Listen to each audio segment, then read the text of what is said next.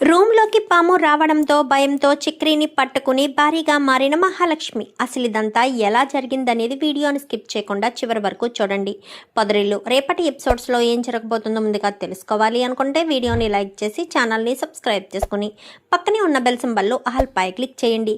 చక్రి మహాలక్ష్మి జోడీ కనుక మీకు నచ్చినట్లయితే కామెంట్లో ఎస్ అని టైప్ చేయండి. ఇంకా వీడియోలో ఏం జరగబోతుందో చూసుకున్నట్లయితే ఇంకా మహాలక్ష్మి ఇంట్లో వారిని ఎవరిని తీసుకువెళ్లకుండానే సర్టిఫికెట్స్ కోసం అయితే బయలుదేరుతుంది. ఇంట్లో వాళ్ళు ఎవరూ రారు కానీ వాళ్ళ మనసులు అర్థం చేసుకుని మహాలక్ష్మికి తోడుగా ఉండాలి అన్న ఉద్దేశంతో నారాయణ కాస్త కారుకి అడ్డంగా నిలబడి మరీ కారుకి బయలుదేరతాడు. మహాలక్ష్మి ఎంత వద్దని చెప్తున్నా ఏమీ మాట్లాడనివ్వకుండా భయపెట్టేస్తాడు. ఇంకా మహాలక్ష్మి అయితే కడకి చివరికి వెళ్తుంది. నారాయణ కారులోనే కూర్చోమని చెప్పి మహాలక్ష్మి తన ఫ్రెండ్ దగ్గరికి వెళ్లడంతో ఎంత ఆలస్యమైందేంటే అంటూ అడిగిన తన ఫ్రెండ్కి అయితే ఏదో చెప్పి ఇద్దరు లోపలికి వెళ్తారు. మహాలక్ష్మిని చూసిన ప్యూన్ కాస్త తన అన్నయ్యన ఆదికి ఇన్ఫర్మేషన్ ఇవ్వడంతో వాళ్ళన్న మహాలక్ష్మి ఎప్పుడైతే సర్టిఫికెట్స్ తీసుకుని బయటకు వస్తుందో వెంటనే అడ్డుకుని మహాలక్ష్మితో గొడవకు దిగుతాడు. మహాలక్ష్మి ఎంత అడ్డుకోవాలని ప్రయత్నించినా కానీ ఆది కూడా గొడవ పడతాడు. ఇంకా నువ్వు వెళ్ళమ్మా, నేను నీకు ఇలా సపోర్ట్గా ఉండడం కోసమే నేను వచ్చాను. ఊరు కాని ఊరు వెళ్తున్నావు, ఆ ఊరిలో నీకు ఎంత ప్రమాదమో నాకు తెలుసు కాబట్టే వచ్చాను అంటూ నారాయణ చెప్పి నువ్వు వెళ్ళమ్మా మహాలక్ష్మి అంటూ కారులో కూర్చోపెట్టేస్తాడు. ఇంకీలోపు అది చూసి తట్టుకోలేక మహాలక్ష్మి చేతిలో ఉన్న సర్టిఫికెట్స్ని కాస్త లాక్కుని చించేస్తాడు ఆది. చించేయడంతో చాలా కోపం వస్తుంది నారాయణకు. ఆల్రెడీ ఇంతకుముందు సర్టిఫికెట్లు కాల్ చేశారు అని చెప్పింది మహాలక్ష్మి. ఇప్పుడు వాళ్ళన్న తన కళ్ళ ముందే తన కోడలి సర్టిఫికెట్లు చింపేయడంతో తట్టుకోలేని నారాయణ కాలర్ పట్టుకుంటాడు. ఇంకా నా కాలర్ పట్టుకుంటావా అంటూ ఆది కత్తి తీసి నారాయణ కడుపులో పొడిచేసేసరికి ఇంకా నారాయణ అలా కూలబడిపోతాడు. వెంటనే ఇంకా మహాలక్ష్మి ఆది చెంప పగలగొట్టి ఒక తోపు తోసి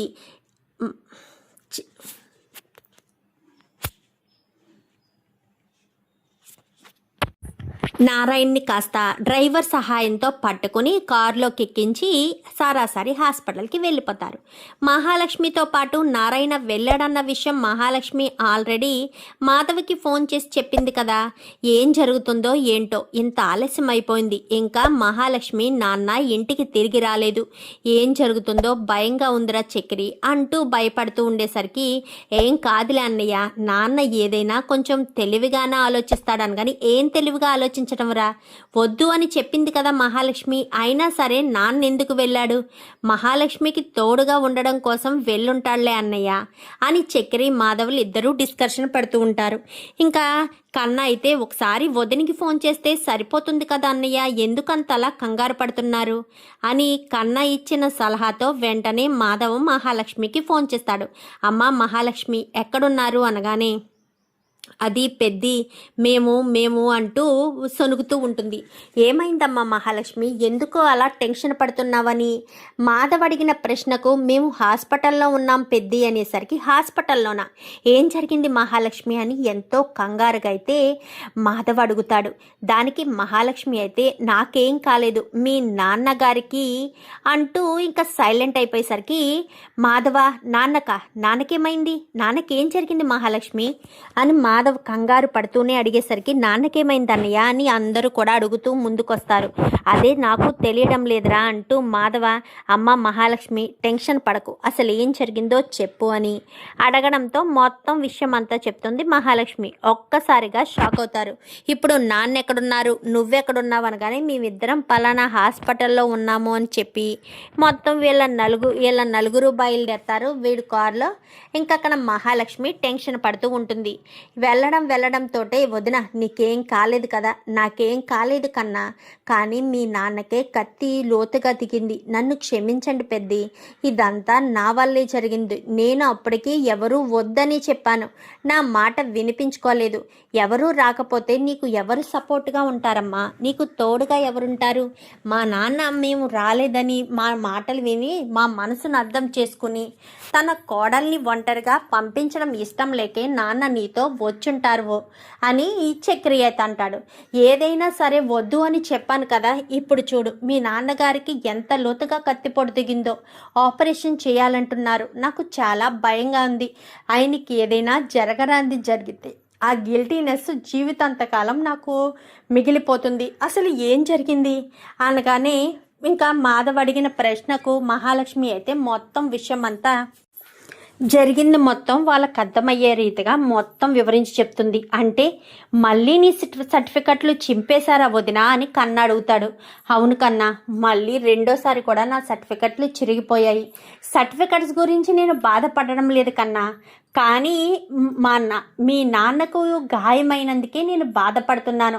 నా వల్లే కదా ఇదంతా జరిగింది, నన్ను క్షమించండి అంటూ ఇంకా మహాలక్ష్మి కాస్త కన్నీళ్లు పెట్టుకుంటూ ఏడుస్తూ ఉంటుంది. అమ్మ మహాలక్ష్మి, నువ్వేమీ కావాలని చేయలేదు కదా, అప్పటికి మాలో ఎవరొకరికి ఏదో ప్రమాదం జరుగుతుందనే కదా నువ్వు రావద్దు అని చెప్పావు. అయినా మా నాన్న నీకు తోడుగా ఉండడం కోసం, ఏం జరిగినా పర్వాలేదు నీకు సపోర్ట్గా ఉండడం కోసమే కదా మా నాన్న వచ్చాడు. పర్వాలేదు, ఏం కాదు, ఆయనకి ఇలాంటి ఏమీ పెద్ద కష్టమేం కాదు, ఆయన తొందరలోనే కోలుకుంటారు. నువ్వు ఇది మనసులో పెట్టుకుని బాధపడొద్దమ్మా మహాలక్ష్మి అని పెద్ది అయితే మహాలక్ష్మిని ఓదార్చేసరికి ఇంకా ఏడుస్తూనే ఉంటుంది కూర్చుని. వదిన, అన్నయ్య చెప్తున్నారు కదా వదిన, నువ్వు కంగారు పడకొదినా, నాన్నకేమీ కాదు వదినా అని పక్కన కూర్చుని కన్నా అయితే ఓదార్స్తాడు.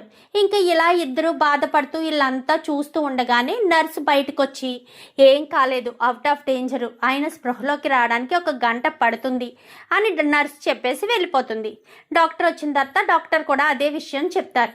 నర్సుని చెప్పమన్నానే, అంటే మీరు చెప్తే మాకు కొంచెం నమ్మకంగా ఉంటుంది కదా అని నేను చెప్పినా తను చెప్పినా ఒకటే, సరే ఏం కాదు అని డాక్టర్ కూడా వెళ్ళిపోతాడు.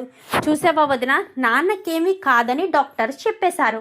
నువ్వు ఏడవద్దు వదిన, నువ్వు ఏడిస్తే మాకందరికీ చాలా బాధ కలుగుతుంది, దయచేసి ఏడవద్దు అని మహాలక్ష్మి ధైర్యం చెప్పి మాధవ అందరూ కూడా కూర్చుంటారు. ఈ లోపు స్పృహలోకి వచ్చాడు అని చెప్పాను, కానీ లోపలికి వెళ్ళేసరికి మహాలక్ష్మి ముందు వెళ్ళదు, వీళ్ళంతా వెళ్తారు.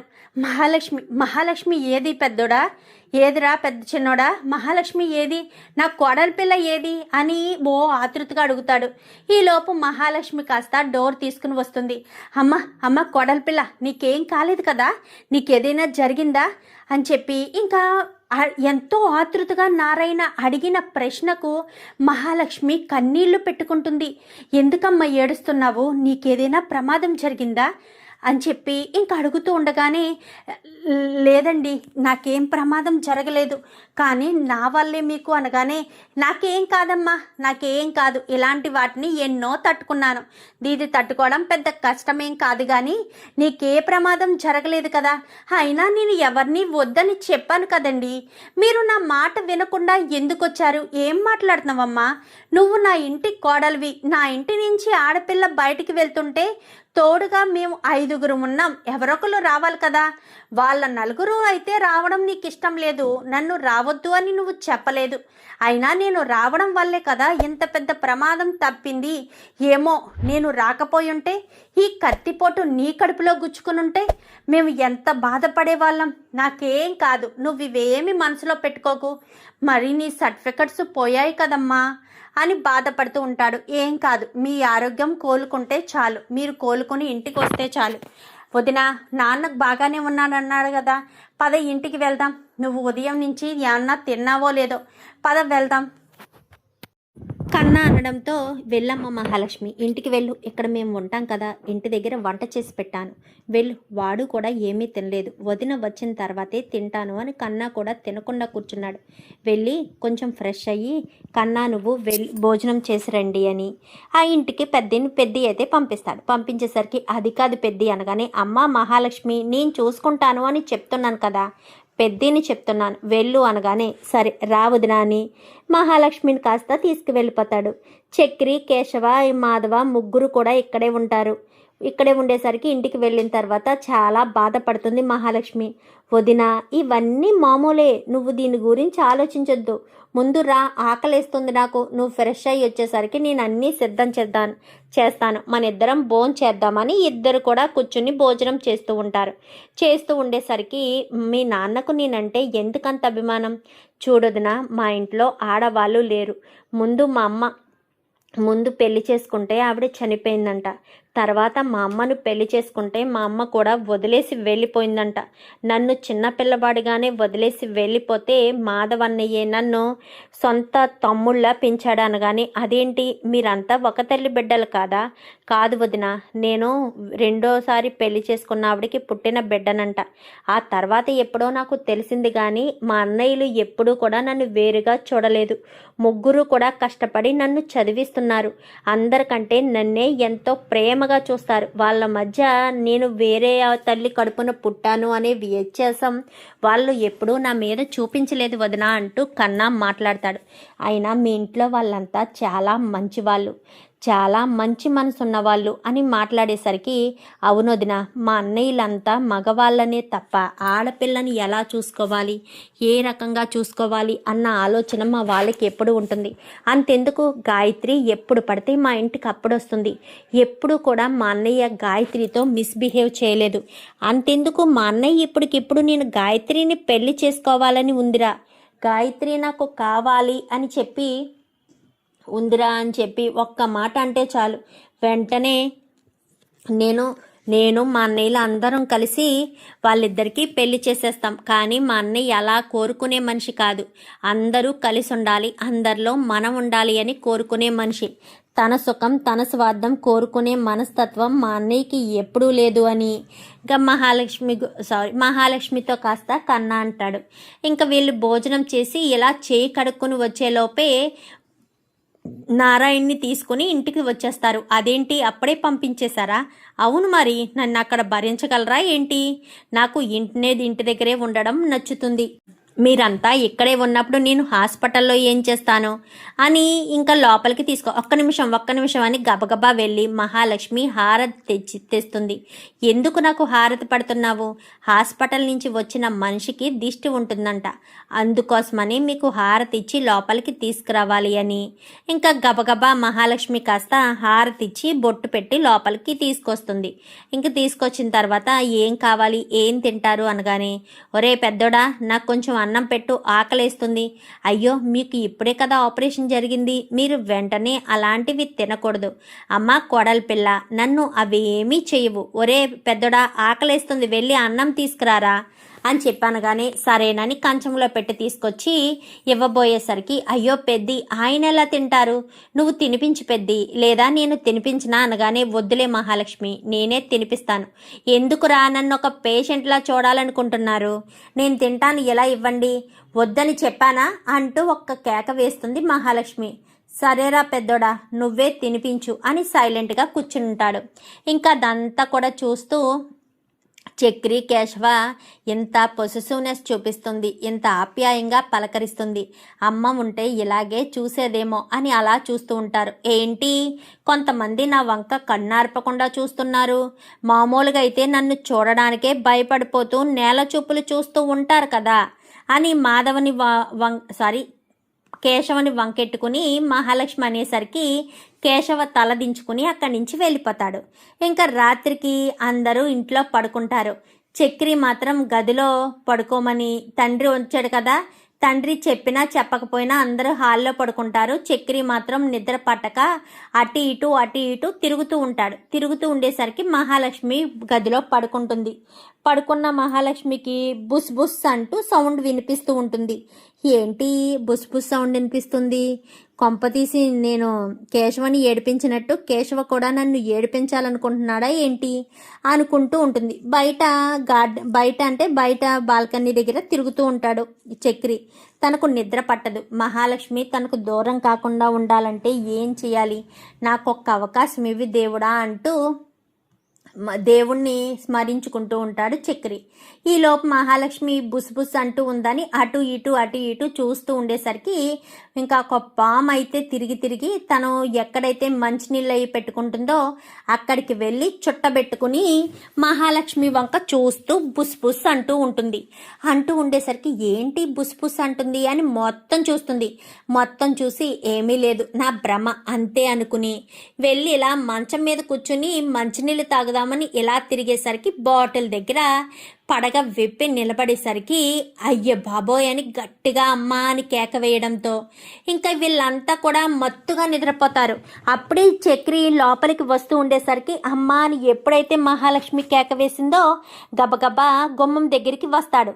మహాలక్ష్మి డోర్ వేసుకుందామనుకుని గడ పెట్టుకుందామని మొత్తం చిక్ చేసి గడ పెట్టుకోకుండా పడుకుందాం అనుకుంటుంది. అంటే మంచినీళ్ళు తాగి గడ పెడదామన్న ఉద్దేశంతో గబగబా లోపలికి వచ్చేసరికి ఏమైంది మహాలక్ష్మి గారు అని చెప్పాను. కానీ పాము పాము అని చెప్పి అనేసరికి మీరు ఎలా రండి అనగానే పాము అప్పటి వరకు చూస్తూ ఉండేసి కాస్త ఒక్కసారి పడగ ముందుకిలా అనేసరికి మహాలక్ష్మి కాస్త వెళ్ళి చక్రిని గట్టిగా పట్టుకుంటుంది. గట్టిగా పట్టుకునేసరికి తలుపులు గాలికి 2 తలుపులు దగ్గరికి పడిపోయేసరికి మహాలక్ష్మి చాలా గట్టిగా పట్టుకుని వదిలిపెట్టదు చక్రిని.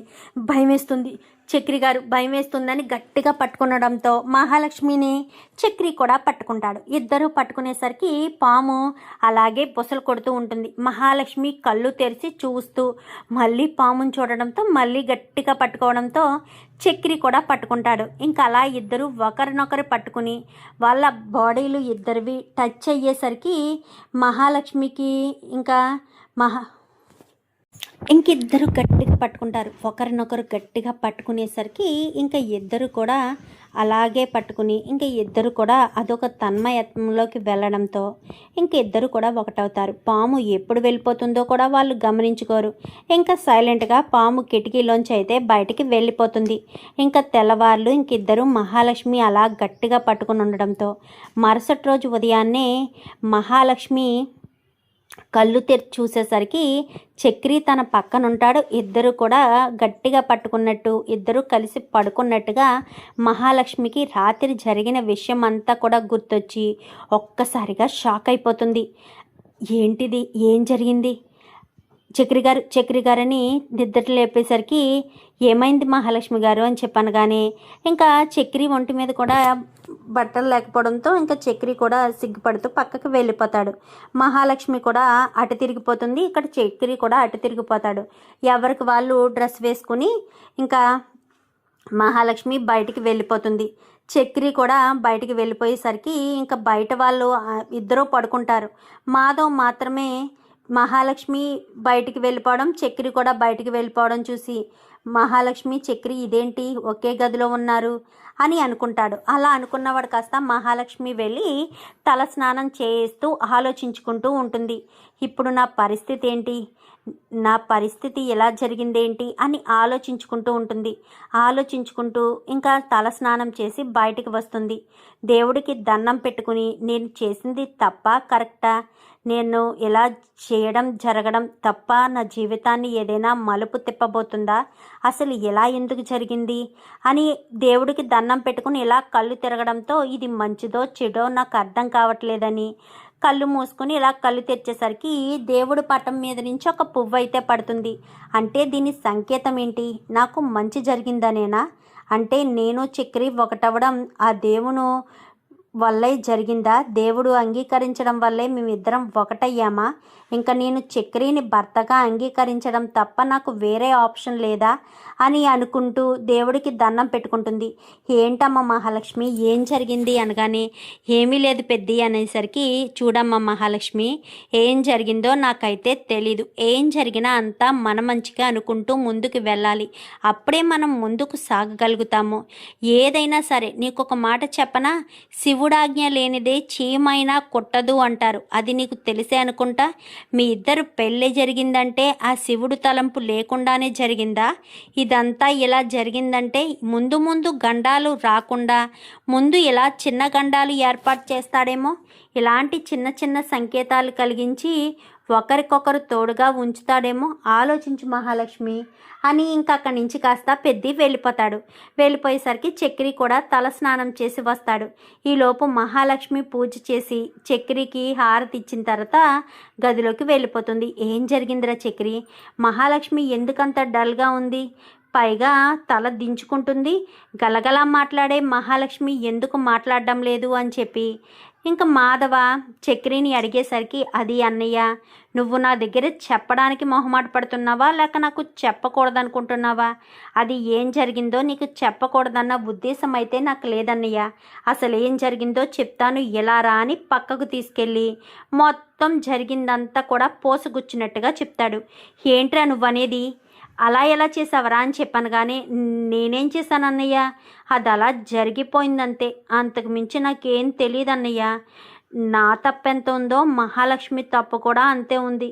నువ్వు నన్నొక్కడనే బ్లేమ్ చేస్తే ఎలా అన్నయ్య అనగాని, నిన్నే అనకపోతే ఎవరిని అంటారా? నిన్ను నువ్వు కంట్రోల్ చేసుకోలేవా? ఆ మాత్రం ఒళ్ళు నీ కంట్రోల్లో ఉండదా ఏంటి? అలా కంట్రోల్లో లేకుండా ఎలా ఉంటావు? నీ గురించి ఆలోచించుకోవా? ప్రతి క్షణం నీ గురించి ఆలోచించుకుని స్వార్థంగా ఆలోచిస్తున్నావురా. మహాలక్ష్మి జీవితం ఏమైపోతుంది?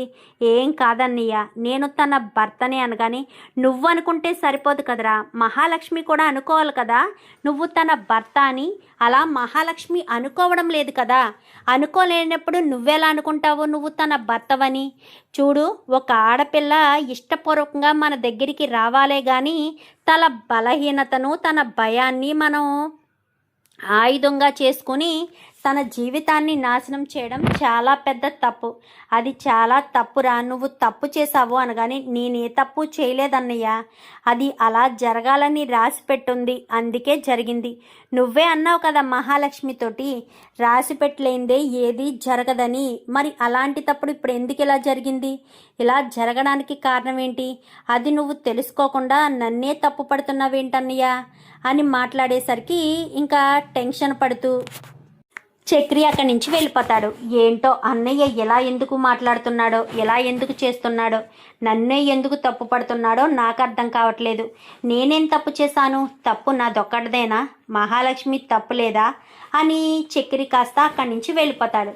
వెళ్ళిపోయేసరికి మహాలక్ష్మి గదిలోకి వెళ్ళి గదిలో ఆలోచించడం మొదలు పెడుతుంది.